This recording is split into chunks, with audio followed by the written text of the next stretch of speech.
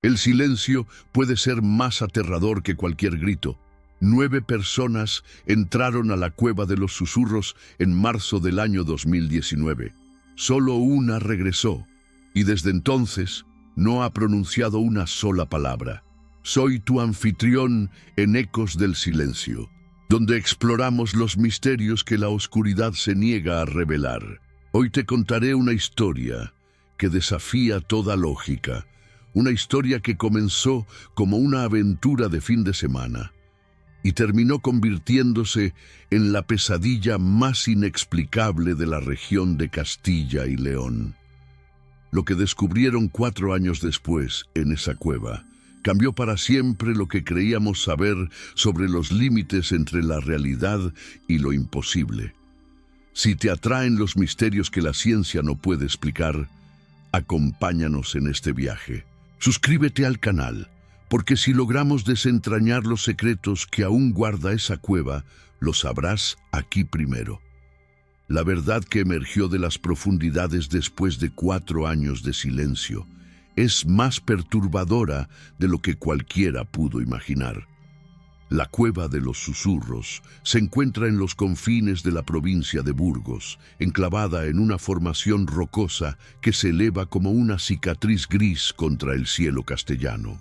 Durante siglos, los pastores de la zona evitaron ese lugar, transmitiendo de generación en generación historias sobre voces que emanaban de sus profundidades durante las noches sin luna. El nombre no es casualidad. Los lugareños aseguran que, si te acercas lo suficiente a la entrada principal, puedes escuchar murmullos que parecen provenir del interior de la tierra misma. Una mezcla de sonidos que podría ser el viento filtrándose entre las rocas o algo completamente diferente. La cueva tiene 3 entradas conocidas. La principal, una abertura de aproximadamente 2 metros de altura que se abre como una boca hambrienta en la ladera norte de la montaña. Las otras 2, más pequeñas y ocultas entre la vegetación, fueron descubiertas por espeleólogos en los años 90, pero rápidamente fueron selladas debido a su inestabilidad estructural. La formación geológica data de más de 200 millones de años. Las cámaras interiores se extienden en un laberinto de túneles que descienden hasta profundidades que aún no han sido completamente cartografiadas.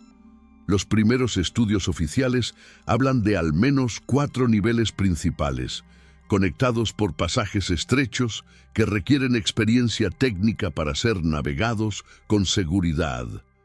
El sistema de cavernas es particularmente notable por sus propiedades acústicas. Los geólogos han documentado ecos que pueden prolongarse hasta 15 segundos en algunas cámaras, creando un fenómeno sonoro que puede desorientar incluso a los espeleólogos más experimentados. Esta característica acústica, combinada con las corrientes de aire que fluyen de manera impredecible a través de los túneles, genera los famosos susurros que dieron nombre al lugar. La vegetación alrededor de la cueva es inusualmente escasa. Donde debería crecer el típico matorral mediterráneo de la región, solo se encuentran rocas desnudas y pequeños arbustos que parecen luchar por sobrevivir. Los botánicos locales han atribuido esto a la composición mineral del suelo, rica en sulfatos que inhiben el crecimiento de la mayoría de las especies vegetales. La temperatura en el interior de la cueva se mantiene constante a 12 grados centígrados durante todo el año, independientemente de las condiciones climáticas exteriores. Esta estabilidad térmica, común en formaciones subterráneas profundas, crea un microclima que puede resultar especialmente desorientador para quienes no están acostumbrados a la exploración espeleológica. Los habitantes más cercanos viven en el pequeño pueblo de Valdecuevas, a unos 8 kilómetros de distancia, una comunidad de apenas 200 almas que ha coexistido con la presencia inquietante de la cueva durante generaciones. Los más ancianos del pueblo recuerdan historias de sus abuelos sobre personas que se aventuraron demasiado lejos en los túneles y regresaron diferentes. El grupo de espeleología urbana de Madrid había planificado la expedición durante meses. Era marzo de 2019 y el equipo estaba compuesto por 9 miembros experimentados, todos mayores de 25 años, con al menos 5 años de experiencia en exploración subterránea. Dirigía el grupo Carmen Vázquez, de 32 años, geóloga de profesión y espeleóloga apasionada con más de 100 cuevas exploradas en su currículum. Carmen era conocida por su meticulosidad en la planificación y su insistencia en los protocolos de seguridad. Sus compañeros la respetaban no solo por su conocimiento técnico, sino por su capacidad de mantener la calma en situaciones de emergencia. El objetivo de la expedición era ambicioso: crear el primer mapa detallado de los niveles inferiores de la Cueva de los Susurros. Los estudios previos se habían limitado a los 2 primeros niveles y el grupo tenía la autorización oficial para explorar las zonas más profundas, siempre que siguieran los estrictos protocolos de seguridad establecidos por la Federación Española de Espeleología. Durante la semana previa a la expedición, Carmen comenzó a experimentar sueños extraños. Sueños en los que se encontraba en túneles oscuros, siguiendo una voz que la llamaba desde las profundidades. Al principio no les dio importancia. Era común que los espeleólogos experimentaran este tipo de sueños antes de expediciones importantes. Pero la intensidad y la recurrencia de estas visiones nocturnas comenzó a inquietarla. El miércoles, antes de la expedición, Carmen visitó la Biblioteca Municipal de Burgos para investigar más sobre la historia de la cueva. Lo que encontró la perturbó profundamente. En los archivos parroquiales del siglo XVIII había referencias a desapariciones inexplicables en la zona. Documentos que hablaban de pastores que entraban a buscar refugio durante las tormentas y nunca regresaban. Sus cuerpos nunca fueron encontrados, pero sus ovejas aparecían días después, vagando en círculos alrededor de la entrada de la cueva, como si esperaran el regreso de sus pastores. El jueves, 2 días antes de la expedición programada, Carmen recibió una llamada extraña en su teléfono móvil. Una voz masculina, ronca y distorsionada, le susurró una sola frase: «No todos los que entran están destinados a salir». La llamada se cortó inmediatamente y cuando intentó devolver la llamada, el número aparecía como inexistente. Esa misma noche, Carmen encontró una nota deslizada bajo la puerta de su apartamento. El papel era viejo, amarillento, y la caligrafía parecía antigua. El mensaje era simple pero inquietante. La cueva recuerda a todos los que la visitan. Algunos nunca se van realmente. No había firma, no había remitente identificable. El viernes, el día antes de la expedición, Carmen decidió confiar sus preocupaciones a Miguel Herrera, su segundo al mando en el grupo. Miguel, de 28 años, era instructor de espeleología y había acompañado a Carmen en más de 30 expediciones. Su reacción fue pragmática. Atribuyó los sueños al estrés preexpedición y las llamadas y notas a algún bromista que había descubierto sus planes a través de las redes sociales del club. Sin embargo, esa misma tarde, Miguel también comenzó a experimentar sensaciones extrañas. Mientras revisaba el equipo en el garaje de su casa, tuvo la inequívoca sensación de estar siendo observado. Al volverse, creyó ver una figura parada en la ventana del edificio de enfrente, pero cuando miró directamente, no había nadie allí. Los otros miembros del grupo también reportaron experiencias inusuales durante esa semana final. Ana Ruiz, de 29 años, bióloga especializada en ecosistemas cavernícolas, despertó varias noches con la sensación de que alguien susurraba su nombre desde algún lugar de su apartamento. Las búsquedas exhaustivas no revelaron ninguna fuente para estos susurros. Javier Moreno, de 31 años, fotógrafo especializado en documentación espeleológica, descubrió que varias de las fotografías que había tomado durante expediciones previas mostraban sombras inexplicables cuando las revisó en su computadora. Sombras que no recordaba haber visto durante las tomas originales, formas humanas que parecían acechar en los márgenes de sus imágenes. El equipamiento había sido revisado 3 veces durante esa semana. Cuerdas, arneses, cascos, linternas, sistemas de comunicación, equipos de primeros auxilios, dispositivos de localización GPS, todo estaba en perfectas condiciones. Carmen había insistido en llevar equipo de respaldo para cada componente crítico. La preparación era impecable, casi obsesiva. La noche del viernes, Carmen tomó una decisión que cambiaría todo. Decidió que la expedición continuaría según lo planeado, pero implementó un protocolo de seguridad adicional. Establecería puntos de control cada 2 horas, y si en cualquier momento algo parecía fuera de lo normal, abortarían inmediatamente la misión.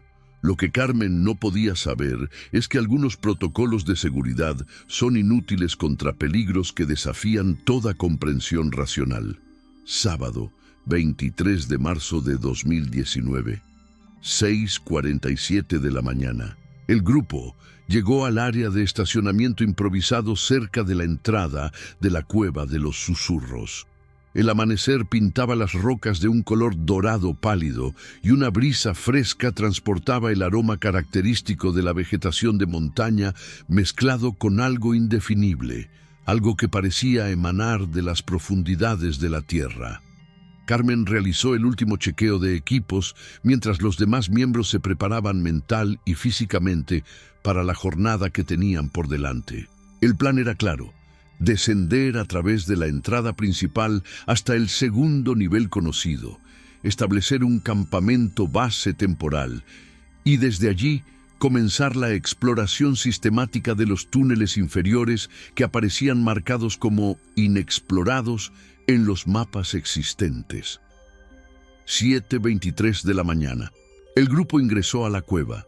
La entrada principal los recibió con su característica corriente de aire fresco que fluía desde el interior hacia el exterior. Carmen activó su dispositivo de grabación personal, una práctica estándar en sus expediciones. Su voz, clara y profesional, quedó registrada. 7º día, 23º día del tercer mes. Grupo de Espeleología Urbana de Madrid, iniciando descenso en Cueva de los Susurros. 9 miembros presentes, condiciones climáticas favorables, temperatura exterior, 8 grados, visibilidad excelente. 8:45 de la mañana, primer punto de control. El grupo había descendido exitosamente al primer nivel y se preparaba para continuar hacia las secciones más profundas. Carmen reportó por radio a la base de operaciones que habían establecido en Valdecuevas. Todo normal, progresión según cronograma, próximo contacto en 2 horas. Fue la última comunicación oficial que se recibió del grupo. 10:15 de la mañana. Silencio. En la base de operaciones, el técnico de comunicaciones, Roberto Santamaría, intentó establecer contacto. No hubo respuesta. Los protocolos indicaban que debía esperar hasta las 10:45 antes de considerar la situación como potencialmente problemática. Los retrasos en las comunicaciones no eran infrecuentes en entornos subterráneos debido a interferencias geológicas. 11:30 de la mañana. Alerta. Roberto activó el protocolo de emergencia. Se intentó contactar con el grupo utilizando diferentes frecuencias y equipos de respaldo. El silencio desde el interior de la cueva era absoluto. Se activó el plan de contingencia. Un equipo de rescate preliminar se dirigió inmediatamente hacia la entrada de la cueva. 12:47 de la tarde. Primera señal de alarma real. El equipo de rescate llegó a la entrada de la cueva y comenzó el descenso. En el primer nivel encontraron evidencia clara del paso del grupo, marcas de cuerdas en las formaciones rocosas, algunos envoltorios de barras energéticas. El sistema de iluminación temporal que habían instalado seguía funcionando. Todo parecía normal. 2:15 de la tarde. Descubrimiento inquietante. En el segundo nivel, el equipo de rescate encontró el campamento base que Carmen había establecido. Las mochilas estaban ordenadamente colocadas. El equipo de comunicaciones funcionaba perfectamente. Incluso había una tetera sobre un pequeño hornillo portátil con agua aún tibia. Pero no había rastro de las 9 personas. Lo más perturbador era que no había señales de lucha, pánico o evacuación precipitada. Todo estaba en su lugar, como si los miembros del grupo simplemente hubieran desaparecido. 3:33 de la tarde. Búsqueda sistemática. Se desplegó un equipo de rescate ampliado. 12 espeleólogos experimentados comenzaron una búsqueda sistemática de todos los túneles y cámaras conocidos. Los dispositivos de rastreo electrónico no detectaron ninguna señal de los equipos personales de los desaparecidos. 6:45 de la tarde. Hallazgo inexplicable. En una cámara del tercer nivel, nunca antes documentada oficialmente, el equipo de rescate encontró algo que desafió toda lógica. Las 9 mochilas del grupo desaparecido estaban cuidadosamente alineadas contra una pared de la caverna. Dentro de cada mochila se encontraba una nota manuscrita con la caligrafía de su respectivo dueño. Todas las notas decían exactamente lo mismo. Hemos decidido quedarnos. No nos busquen. Pero había un detalle aterrador. Las notas estaban escritas en un papel que parecía tener décadas de antigüedad, con una tinta que los análisis posteriores determinarían que no coincidía con ninguno de los instrumentos de escritura que el grupo había llevado consigo. 11:20 de la noche. Ampliación de la búsqueda. Las autoridades locales, la Guardia Civil y equipos de rescate especializados se sumaron a la operación. La búsqueda se extendió a un radio de 10 kilómetros alrededor de la cueva, incluyendo todas las entradas conocidas y potenciales salidas alternativas.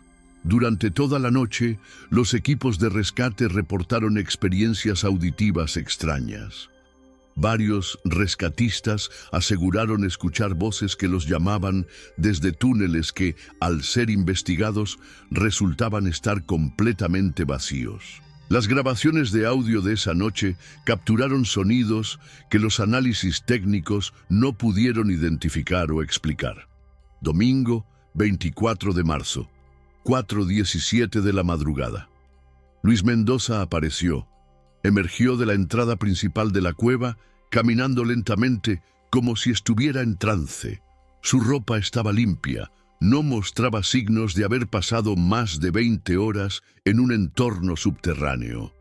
No tenía heridas visibles, no parecía deshidratado o exhausto. Pero Luis Mendoza, ingeniero de sistemas de 30 años y el miembro más comunicativo del grupo, no pronunció una sola palabra. Los paramédicos que lo examinaron inicialmente no encontraron nada físicamente anormal.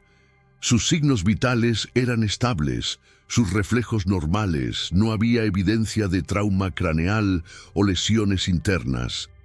Pero sus ojos tenían una expresión que los testigos describirían más tarde como ausente, como si estuviera viendo algo que los demás no podían percibir. Luis fue trasladado inmediatamente al Hospital Universitario de Burgos para evaluaciones más exhaustivas. Los otros 8 miembros del grupo jamás fueron encontrados. El caso fue asignado al inspector jefe Carlos Mendoza de la Guardia Civil de Burgos, un hombre metódico de 45 años, con 23 años de experiencia en investigaciones complejas. Mendoza había resuelto casos de desapariciones en terrenos montañosos, pero nunca se había enfrentado a algo tan desconcertante como lo que encontró en la Cueva de los Susurros. El primer interrogatorio con Luis Mendoza tuvo lugar el lunes 25 de marzo en el hospital. Luis permanecía sentado en la cama con la mirada perdida hacia la ventana, completamente inmóvil excepto por el parpadeo ocasional. Los médicos habían descartado daño cerebral, trauma físico o intoxicación por gases. Todos los análisis neurológicos mostraban un cerebro funcionando normalmente, pero Luis parecía estar atrapado en un silencio impenetrable. El inspector Mendoza intentó diversas técnicas de comunicación. Mostró fotografías de los compañeros desaparecidos, mapas de la cueva, objetos personales recuperados del campamento base. En cada caso, Luis mostraba una reacción sutil pero perceptible. Sus pupilas se dilataban ligeramente, sus manos temblaban casi imperceptiblemente, y en una ocasión una lágrima rodó por su mejilla cuando le mostraron una fotografía de Carmen Vázquez. La doctora Elena Martínez, psiquiatra forense especializada en trauma, fue llamada para evaluar a Luis. Su diagnóstico inicial fue complejo. No había evidencia de trastornos psicóticos tradicionales, no mostraba signos de esquizofrenia o episodios disociativos severos. Sin embargo, presentaba lo que ella describió como mutismo selectivo extremo con componentes de estrés postraumático atípico. Lo más inquietante era que Luis respondía físicamente a estímulos específicos relacionados con la cueva. Cuando se reproducían grabaciones de audio tomadas en el interior de la cueva de los susurros, Luis mostraba signos de agitación extrema, sudoración, aceleración del pulso, movimientos involuntarios de las manos. Pero cuando el audio se detenía, regresaba inmediatamente a su estado catatónico. Mientras tanto, la investigación física en la cueva continuaba con resultados cada vez más perturbadores. El equipo forense había documentado la escena del campamento base con minuciosidad científica. Las evidencias eran contradictorias y desafiaban las explicaciones convencionales. Las huellas dactilares en los objetos del campamento correspondían únicamente a los miembros del grupo desaparecido, lo cual era esperado. Pero había algo extraño en la distribución de estas huellas. Aparecían en objetos que, según la planificación original de la expedición, no deberían haber sido utilizados hasta varios días después. Los análisis de carbono 14 realizados en las misteriosas notas encontradas en las mochilas arrojaron resultados imposibles. El papel databa de aproximadamente 1847, pero la tinta utilizada para escribir los mensajes era de una composición química moderna, consistente con bolígrafos fabricados después del año 2010. El geólogo forense Dr. Antonio Vega fue contratado para analizar las formaciones rocosas en el área donde se encontraron las mochilas. Sus hallazgos añadieron otra capa de misterio al caso. La cámara del tercer nivel, donde aparecieron los objetos, no existía en ningún mapa previo de la cueva, y las características geológicas de esa área sugerían una formación que debería haber tardado miles de años en desarrollarse naturalmente. La investigación se expandió para incluir el análisis de testimonios históricos. La historiadora local, María José Herrera, fue comisionada para revisar archivos parroquiales, registros municipales y testimonios orales de la región. Lo que descubrió estableció un patrón aterrador que se extendía a lo largo de más de 2 siglos. En 1847, 3 pastores de Valdecuevas desaparecieron después de buscar refugio en la cueva durante una tormenta. Solo uno regresó, un hombre llamado Sebastián Morales, quien nunca volvió a hablar después de esa experiencia. En 1923, una expedición científica de la Universidad de Madrid, compuesta por 5 geólogos, ingresó a la cueva para realizar estudios mineralógicos. 4 días después, solo el profesor adjunto Ricardo Santamaría emergió de la caverna. Los reportes médicos de la época describían a Santamaría como mentalmente ausente, incapaz de comunicación verbal. En 1967, un grupo de 6 espeleólogos aficionados de Barcelona intentó explorar los niveles inferiores de la cueva. 5 desaparecieron sin dejar rastro. El sexto, una mujer llamada Isabel Moreno, fue encontrada 3 días después caminando en círculos alrededor de la entrada de la cueva, completamente muda. El patrón era inquietantemente consistente. Grupos entraban, la mayoría desaparecía sin explicación y siempre quedaba un sobreviviente que perdía permanentemente la capacidad de hablar. El inspector Mendoza decidió consultar con expertos en fenómenos anómalos. El doctor Rafael Jiménez, investigador de parapsicología de la Universidad Complutense de Madrid, fue invitado a revisar el caso. Su análisis introdujo posibilidades que la investigación oficial prefería evitar. Jiménez documentó anomalías electromagnéticas en el interior de la cueva que no podían ser explicadas por la geología conocida de la formación. Los instrumentos de medición registraban fluctuaciones en los campos magnéticos que seguían patrones aparentemente inteligentes, como si respondieran a la presencia humana. Las grabaciones de audio realizadas en diferentes niveles de la cueva revelaron frecuencias subsónicas que, según los estudios de Jiménez, podían causar desorientación severa, ansiedad extrema e incluso alucinaciones auditivas en personas expuestas durante periodos prolongados. Pero el hallazgo más perturbador fueron las fotografías térmicas tomadas en la cámara del tercer nivel. Las imágenes mostraban formas humanoides que no correspondían con ningún miembro del equipo de investigación presente durante las tomas. Formas que parecían moverse a través de las paredes rocosas como si la materia sólida no representara ningún obstáculo. La presión mediática comenzó a intensificarse.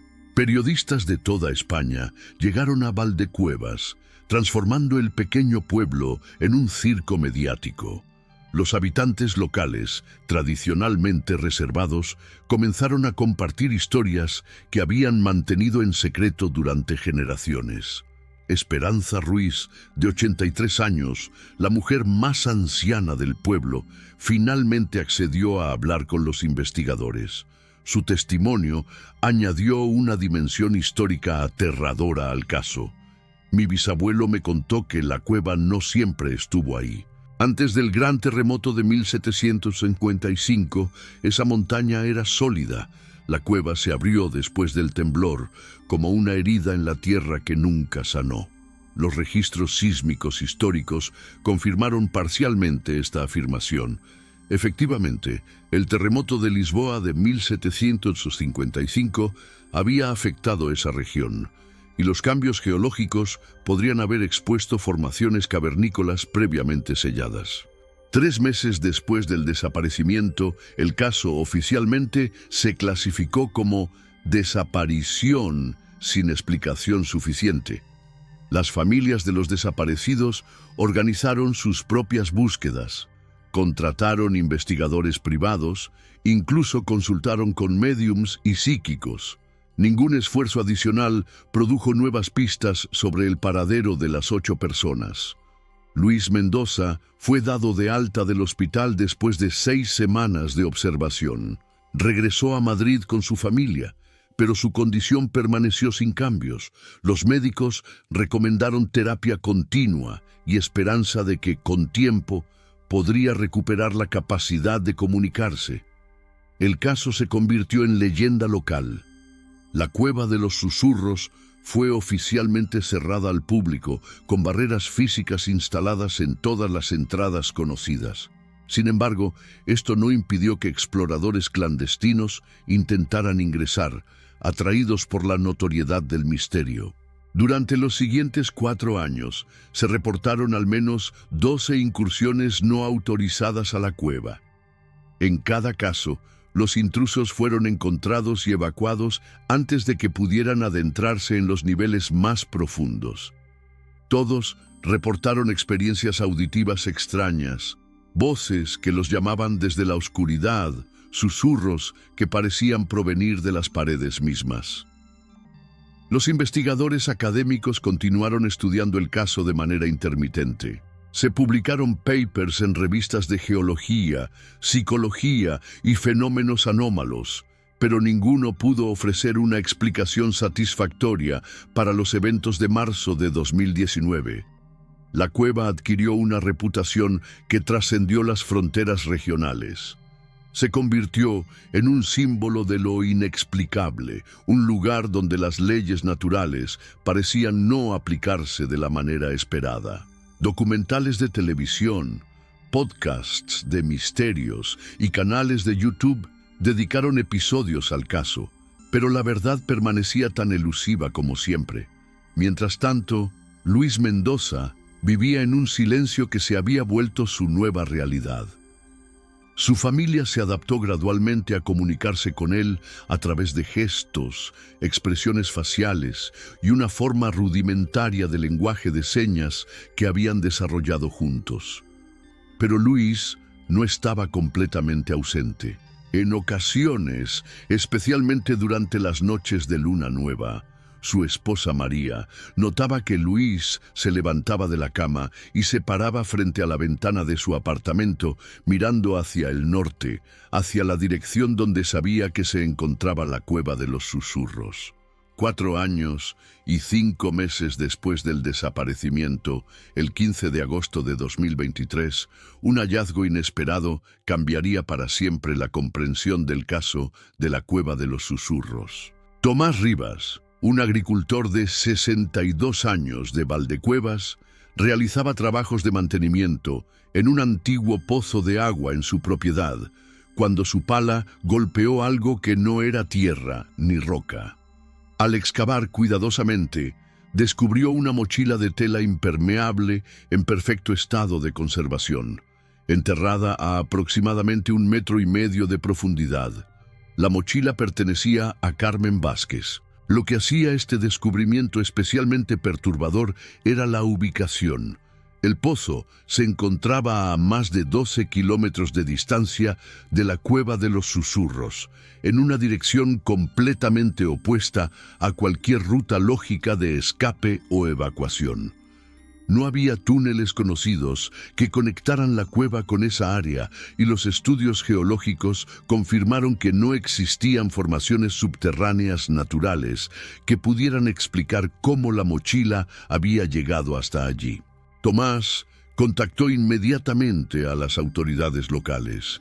El inspector Mendoza, que había sido transferido a Madrid pero mantenía un interés personal en el caso, regresó a Burgos ese mismo día para supervisar personalmente la recuperación y análisis de la evidencia. El contenido de la mochila desafió toda lógica. Además de los objetos personales esperados de Carmen, se encontraron elementos que no habían estado en su inventario original. Un cuaderno de cuero negro que nunca había sido documentado como parte de su equipo, y una cámara digital que contenía fotografías y videos que, según los metadatos, habían sido tomados después de la fecha oficial de su desaparecimiento. El cuaderno estaba escrito completamente en la letra de Carmen, confirmado por análisis caligráfico, pero el contenido era profundamente perturbador. Las primeras entradas describían la expedición de manera normal, pero gradualmente el tono se volvía más oscuro, más fragmentado, como si la autora estuviera perdiendo progresivamente su conexión con la realidad. La entrada fechada el 24 de marzo, un día después del desaparecimiento oficial, era especialmente inquietante. Los túneles no son lo que parecen, no son solo rocas y tierra. Hay espacios entre los espacios, lugares donde el tiempo funciona diferente. Los otros han encontrado el camino, pero yo todavía estoy buscando. Las fotografías en la cámara digital mostraban áreas de la cueva que no aparecían en ningún mapa existente. Cámaras imposiblemente vastas, con formaciones geológicas que parecían desafiar las leyes de la física. En varias imágenes aparecían figuras humanas en la distancia, pero cuando los técnicos aumentaban la resolución, las formas se volvían ambiguas, como si hubieran sido capturas en el momento exacto de desvanecerse. El video más perturbador duraba exactamente 3 minutos y 47 segundos. Mostraba a Carmen caminando por un túnel iluminado únicamente por su lámpara frontal. Su respiración era audible, irregular, como si estuviera experimentando una ansiedad extrema. A los 2 minutos y 18 segundos, se detiene abruptamente y susurra: «¿Pueden escucharme? Sé que están ahí, sé que me están esperando». La cámara se mueve erráticamente, como si Carmen hubiera comenzado a correr. Los últimos 30 segundos del video muestran únicamente imágenes borrosas de rocas y túneles, acompañadas de una respiración cada vez más agitada. El video se corta abruptamente en medio de lo que suena como un grito ahogado. El análisis forense de la mochila y su contenido reveló anomalías adicionales que profundizaron el misterio. La tela de la mochila mostraba signos de exposición a elementos que no existían en la región, sales minerales que solo se encuentran en formaciones geológicas de origen volcánico, y trazas de una sustancia orgánica no identificada que los laboratorios describieron como biológicamente activa, pero de origen desconocido. Mientras se procesaba esta nueva evidencia, Luis Mendoza experimentó un cambio dramático en su comportamiento. El mismo día que se descubrió la mochila de Carmen, su esposa María notó que Luis parecía más agitado de lo habitual. Por primera vez en 4 años, intentó comunicarse activamente utilizando gestos desesperados que su familia no podía interpretar. Esa noche, Luis desapareció de su apartamento en Madrid. María despertó a las 3:17 de la madrugada y encontró la cama vacía. La puerta del apartamento estaba abierta, pero no había signos de forcejeo o entrada no autorizada. Luis simplemente se había ido. La policía de Madrid activó inmediatamente un protocolo de búsqueda para personas vulnerables, pero el inspector Mendoza, con una intuición nacida de años trabajando en el caso, dirigió los esfuerzos de búsqueda hacia un destino específico: Valdecuevas. Luis fue encontrado a las 6:43 de la mañana del 16 de agosto, sentado en posición de loto frente a la entrada sellada de la Cueva de los Susurros. Estaba completamente inmóvil, con los ojos cerrados, como si estuviera meditando o esperando algo. Cuando los equipos de rescate se acercaron, Luis abrió los ojos lentamente y por primera vez en 4 años habló. Su voz era ronca, como si no hubiera sido utilizada durante décadas, pero las palabras eran claras. Es hora de que sepan la verdad. El inspector Mendoza llamó inmediatamente a la doctora Elena Martínez. Si Luis finalmente iba a hablar, necesitaban documentar todo lo que dijera con el máximo rigor científico y legal posible. La sesión de grabación tuvo lugar esa misma tarde en el ayuntamiento de Valdecuevas. Luis se sentó frente a la cámara con una expresión que los testigos describieron como serena, pero profundamente melancólica. Sus primeras palabras establecieron el tono de lo que seguiría. Lo que voy a contarles cambiará lo que creen saber sobre la realidad.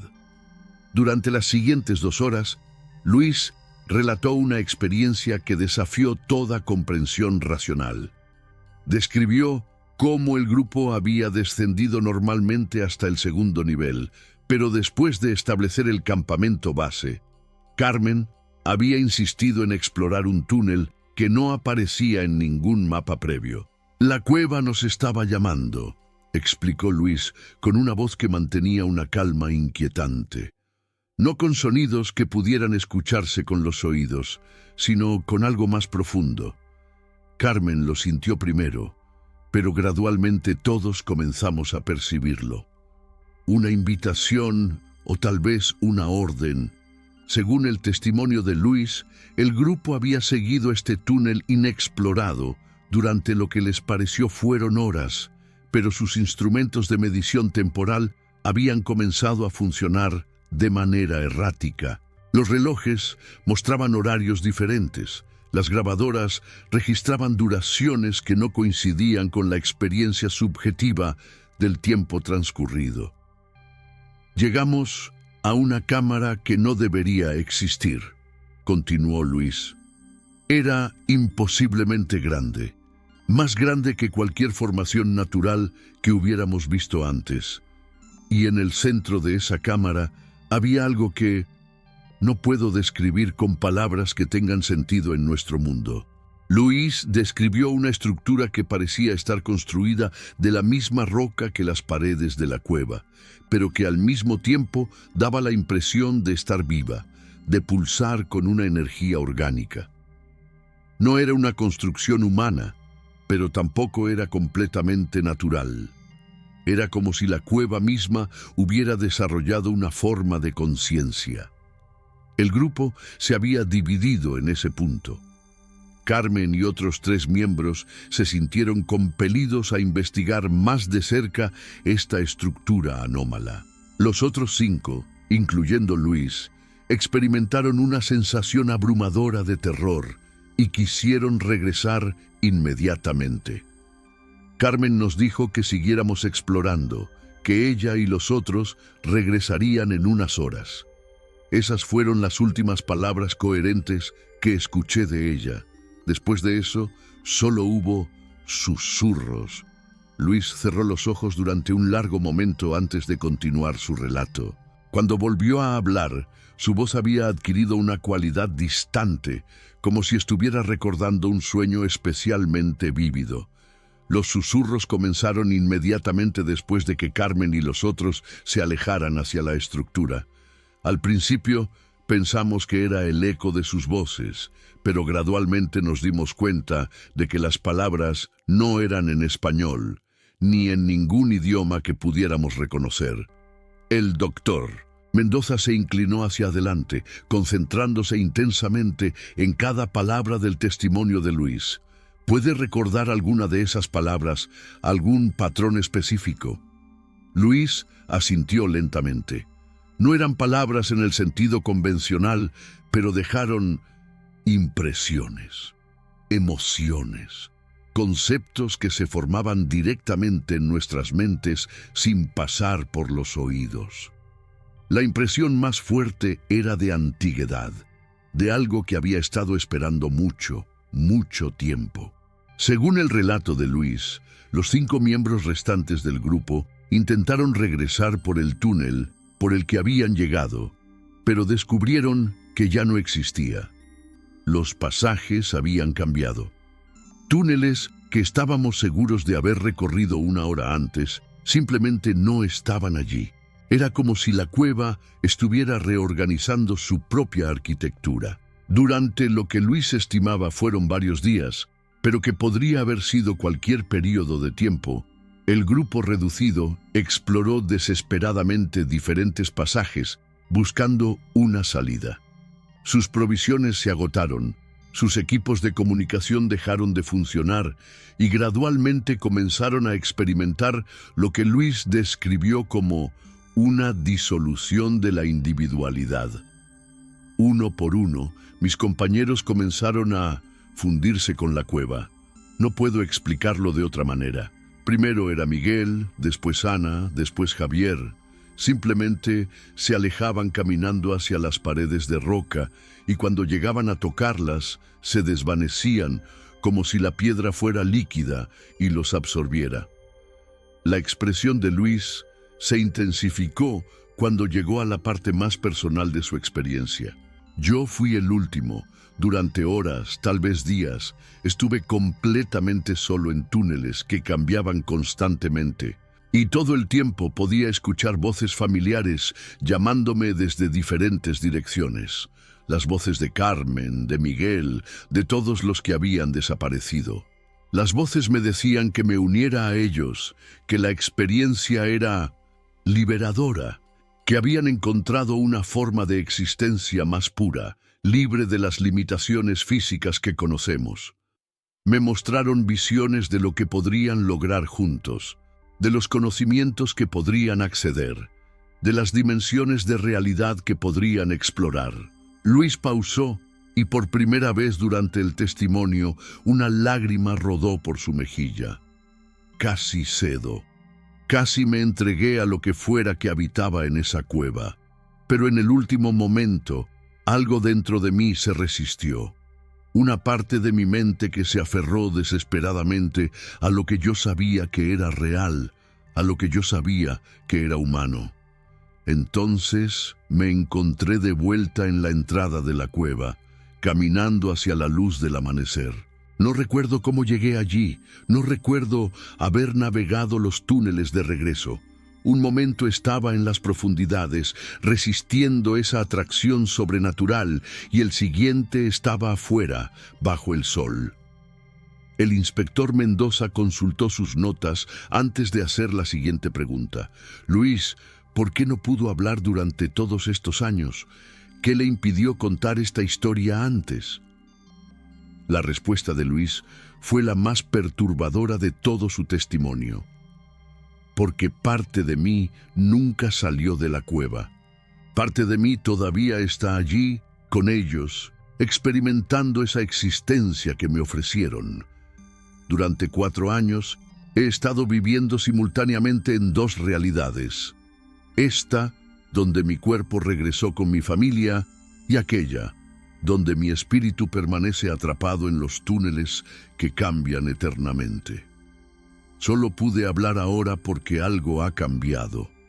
El descubrimiento de la mochila de Carmen, las fotografías que ella tomó, han establecido una conexión más fuerte entre las 2 realidades. Por primera vez en años, las 2 partes de mí mismo han logrado comunicarse. Luis miró directamente a la cámara que registraba su testimonio. Carmen y los otros no están muertos en el sentido que entendemos la muerte.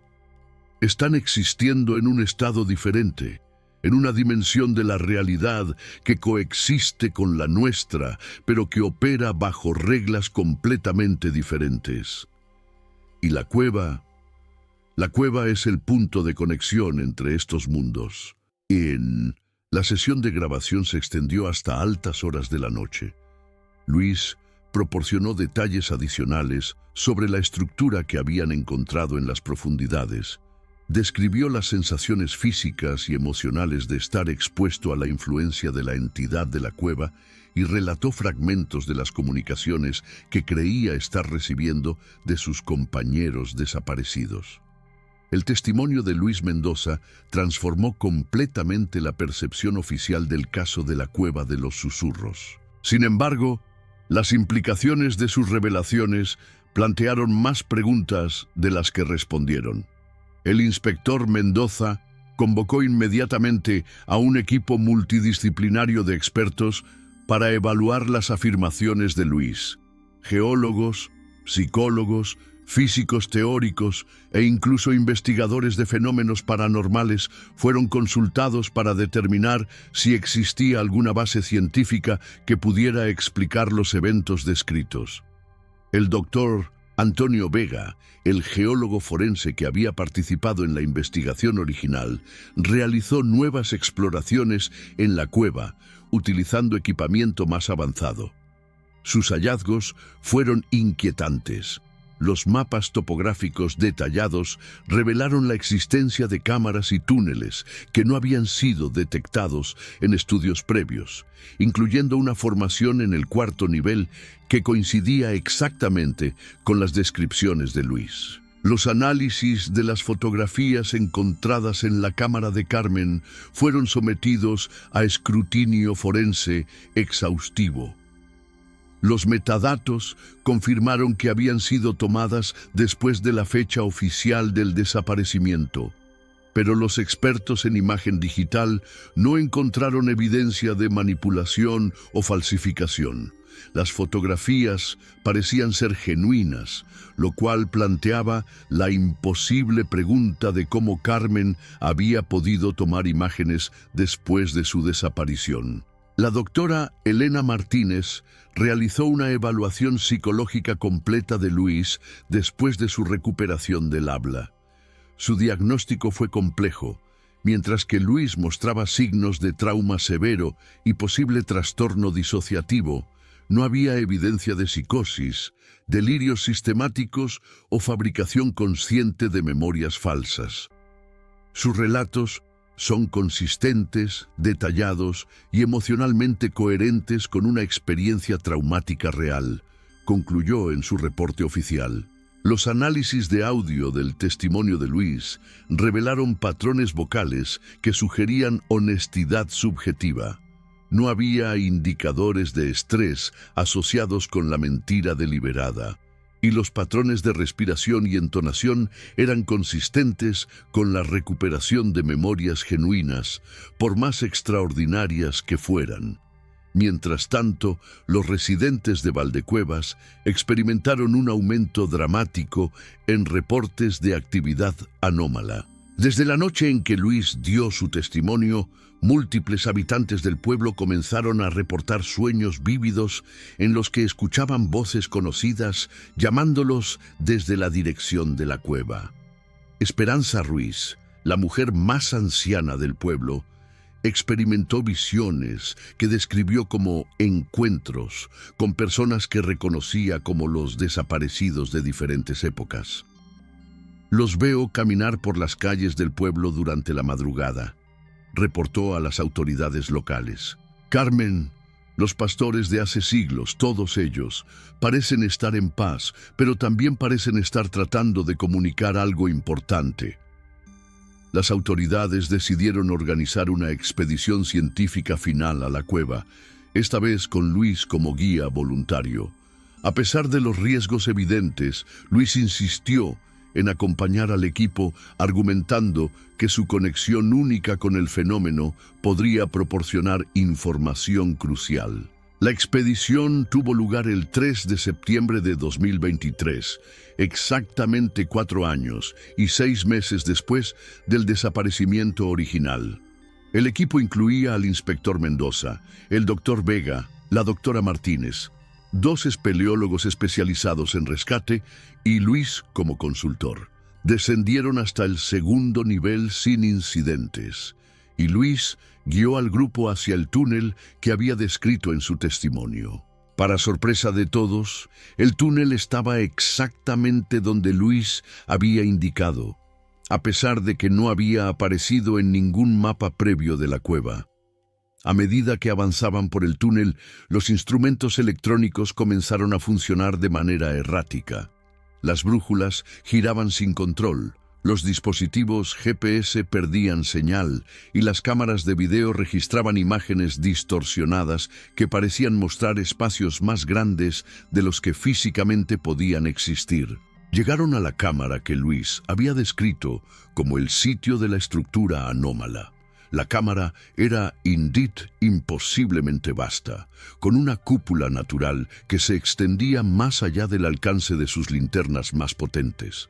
Pero de la misteriosa estructura que Luis había descrito, no había rastro visible.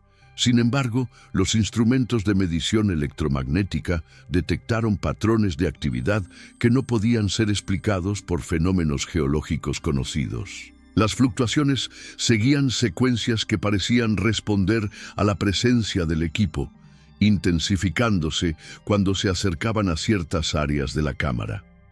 Luis se detuvo en el centro de la cámara y cerró los ojos.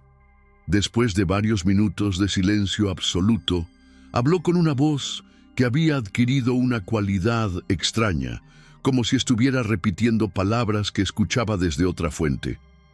Están aquí. Carmen y los otros. Quieren que sepan que están bien, que han encontrado algo extraordinario al otro lado de la realidad que conocemos. Los miembros del equipo no pudieron ver ni escuchar nada fuera de lo normal, pero las grabadoras de audio captaron sonidos subsónicos complejos durante exactamente el periodo en que Luis estuvo comunicándose. Los análisis posteriores de estas grabaciones revelaron patrones que parecían tener características lingüísticas, como si fueran intentos de comunicación en un idioma desconocido.